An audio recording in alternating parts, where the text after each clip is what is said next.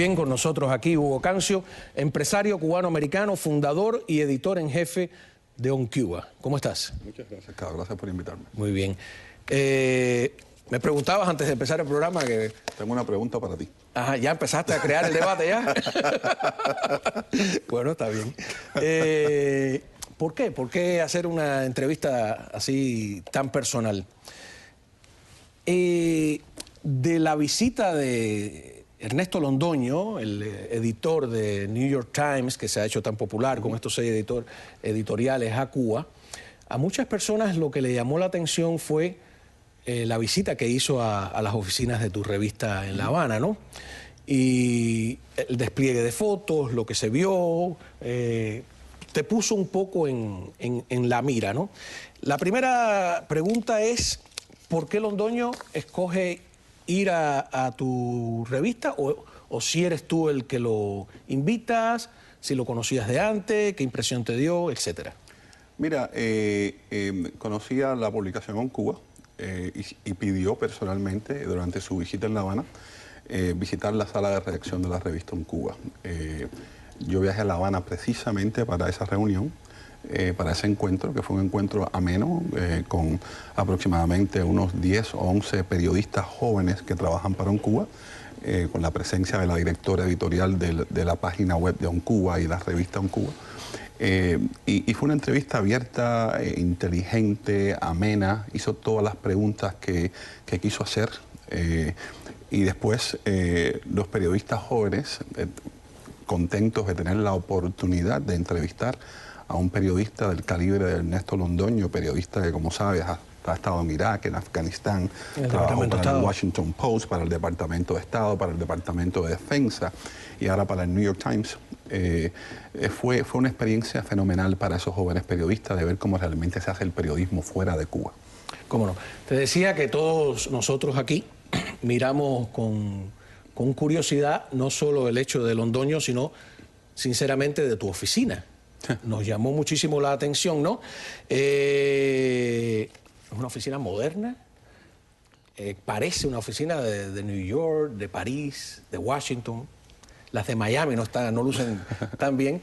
Y entonces todo el mundo se pregunta, bueno, ¿cómo ha sido posible?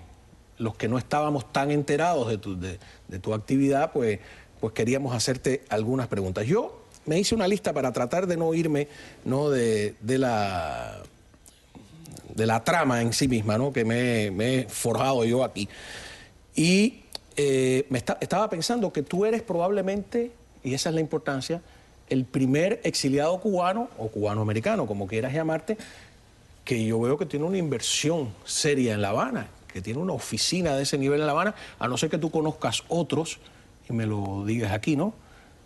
No conozco ¿no? ninguna empresa o ningún empresario norteamericano que tenga negocios en Cuba. Bueno, ¿Cómo es posible eso? Está más que claro que yo diría que el 60-70% de los negocios que hoy florecen en toda la isla de Cuba es dinero de Estados Unidos, dinero de exiliados cubanos enviándolo a sus familiares para que pongan negocios. Eso sí está el dinero de la comunidad cubana residente en el exterior, digamos, entrando a Cuba para establecer negocios, comprando propiedades. Eso lo sabe todo el mundo dentro de Cuba, es que eso está pasando.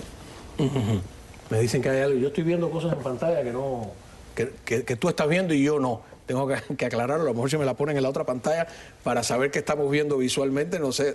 Yo no veo una foto fumando puro nada más. Ok, bien. A mí me dio envidia. Yo quiero abrir una oficina en La Habana. Ábrela. ¿Cómo hago?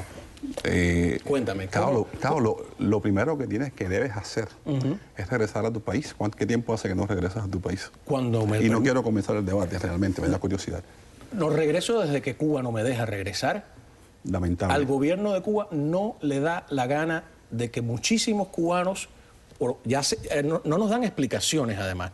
Se las pedí a algunos funcionarios cubanos, se la pedí a Felipe Pérez Roque, he hecho ese cuento muchas veces, y lamentablemente me respondió que me tenía que ganar el derecho a regresar a mi propio país.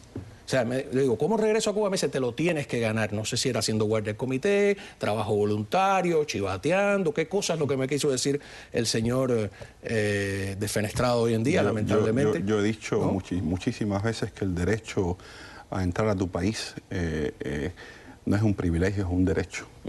Y que nadie tiene el poder para negarte la oportunidad de tú regresar a tu país de origen. Es tu derecho como ciudadano cubano. Lamento mucho que no te dejen entrar. Me parece una aberración, No me me parece un responden, absurdo. ni siquiera me responden. Estuve 10 años renovando el pasaporte y me cansé porque me estaban robando el dinero.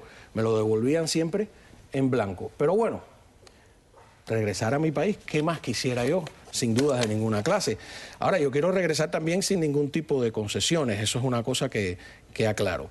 Tú dices en la presentación, porque tú pones en internet On Cuba, Hugo Cancio, y te sale la revista, pero lo pones al revés, pones Hugo Cancio, On Cuba, y salen tus artículos, ¿no? Muy bien escritos, muy, de verdad. Gracias. Tienes una beta de escritor que yo tampoco conocía, pero ahí dices que eres un hombre de negocios de Miami y un activista cubano. Aunque hay una S ahí que me confundió. ¿Es eso lo que dices? No, yo no recuerdo haber puesto eso nunca. Dice, cuando presentas, dice Miami Businessman and Cuba Activist, con S. No sé si tú que dominas mejor el inglés, hay una traducción rara, pero me da la impresión que estás diciendo que eres una cosa en Miami y que eres una cosa en Cuba. No, mira, yo soy lo mismo. Llevo 35 años viviendo en esta comunidad. Soy la misma persona en Miami, en La Habana, en España, en Egipto y en Roma, ¿no? Realmente no recuerdo eso de activist, pero me imagino que se refiere digamos, a la actividad que he desarrollado durante los últimos años por llevar a cabo la normalización de las relaciones entre ambos países y mis actividades relacionadas en el ámbito de la cultura, ¿no? Me imagino que se refieren a eso. Exactamente. O sea, que eso no lo pusiste tú, eso es, digamos, No recuerdo haberlo puesto, pero no me molesta. ¿Dónde está la oficina? Las oficinas están en Primera y B en El Vedado. En El Vedado. En El Vedado. ¿Es un lugar que alquilas? ¿Es un lugar que es la casa de alguien? No, nosotros tenemos una corresponsalía de prensa permanente en Cuba. O sea, tú estás inscrito como corresponsal extranjero. Con el Centro de Prensa Internacional, como están muchísimas agencias de prensa, muchísimos, digamos, AP, CNN. BBC, vi ahí a Fernando Rasberg, no sé si sigue con la BBC. Fernando colabora con OnCuba, tiene una columna fija en OnCuba que se llama Fondo y hace trabajo de periodismo investigativo y tiene su columna Cartas de Cuba dentro de el formato de OnCuba también. Un gran periodista, gran amigo, una gran persona. No sé si podemos ir viendo las fotografías que yo quiero compartir con el público. No te estoy haciendo un interrogatorio policial, ni de inmigración, ni nada por el estilo. Estoy sinceramente pensando que hay dos caminos, ¿no? O tú estás abriendo un camino, ¿no?, para quienes queremos regresar a Cuba, como tú planteaste en un principio, en igualdad de condiciones con todo el mundo, o podrías, que es la pregunta que yo me hago, ¿no te sientes tú, no te gustaría que el cubano de a pie, que tus empleados tuvieran la misma oportunidad que tú, que no hubiese que inscribirse como prensa extranjera? ¿O tú crees que se está abriendo un camino con lo que haces hacia ese sentido? Mira, ¿O estás colaborando con que la injusticia, ahí está la duda, permanezca? Yo creo que no hay ninguna duda. Yo creo que los 1.5 millones de seguidores que leen OnCuba online, oncuba.com, yo creo que la razón por las cuales nos leen es porque estamos haciendo un periodismo de vanguardia, un periodismo que no se hacía en Cuba, un periodismo que todavía no se hace en Cuba. La razón por la que tenemos jóvenes periodistas entre los mejores de la isla es porque OnCuba les ofrece una plataforma donde pueden escribir y pueden expresarse libremente y hacer sus artículos de la manera que ellos quieren hacerlo. Yo creo que OnCuba ha abierto ese espacio. Hay otras publicaciones, está Progreso Semanal y algunas otras publicaciones, pero OnCuba yo creo que ha sido el medio punta de lanza que ha logrado eso. Y por eso nos hemos ganado el respeto de nuestros lectores. No, tiene una calidad indudable. Hay algunas cosas periodísticamente que podríamos discutir, pero eso sería meterme en tu decisión editorial, ¿no? En la decisión editorial de ustedes. Pero volvamos al principio, la oficina. ¿Pagas un espacio? ¿Se alquila? ¿Cómo pagas a los empleados? ¿Pagas con tu dinero? ¿Pagas a través de una agencia estatal? No, nosotros directamente? te repito, tenemos una corresponsalía de prensa en Cuba. Nosotros como corresponsalía de prensa tenemos el derecho a compensar a nuestros colaboradores, nuestros periodistas. Todo eso se maneja desde La Habana. Nada tiene que ver con nuestras oficinas en Estados Unidos.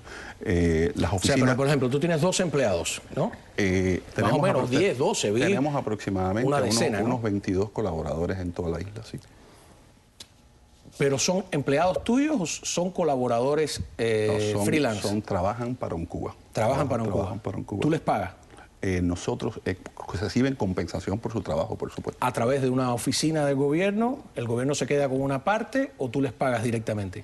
Claro, estás ahora queriendo manejar los negocios nuestros. No, porque fíjate que una de las grandes denuncias que se hacen es que todas estas empresas que invierten en Cuba están ayudando a la explotación de los cubanos porque no le pueden pagar directamente, el gobierno se queda con el grueso, es lo que dicen. Bueno, yo no lo sé, nunca he tenido la oportunidad de hablar con un inversor. La respuesta a tu pregunta es que nosotros no somos parte de eso de que tú mencionas. Es decir, el gobierno cubano no se queda con ese dinero de que tú mencionas, el que nosotros,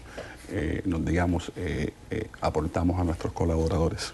Tú le pagas directamente, ¿se pueden quedar con todo el dinero? Esas son preguntas internas nuestras, de nuestra forma de manejar nuestra empresa, que yo prefiero no discutir, no tiene ningún sentido discutirlo, son cosas personales.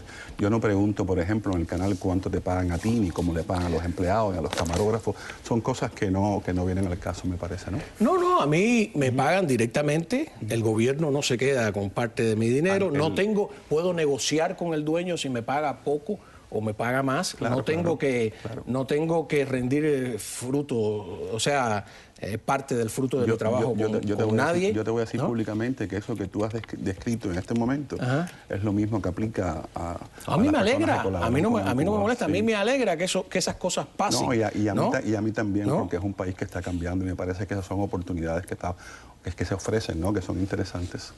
Tú dijiste por aquí, en otras entrevistas, que la revista te da mucha ganancia espiritual, pero que financieramente solo cubre costos. Y vi una respuesta que le diste a un lector en Diario de Cuba que dice: mi gestión como productor musical no es una forma de vida ni el sostén de mi familia. No soy quien para preguntarte cómo te ganas la vida, pero entonces, mira, ¿solo con las demandas?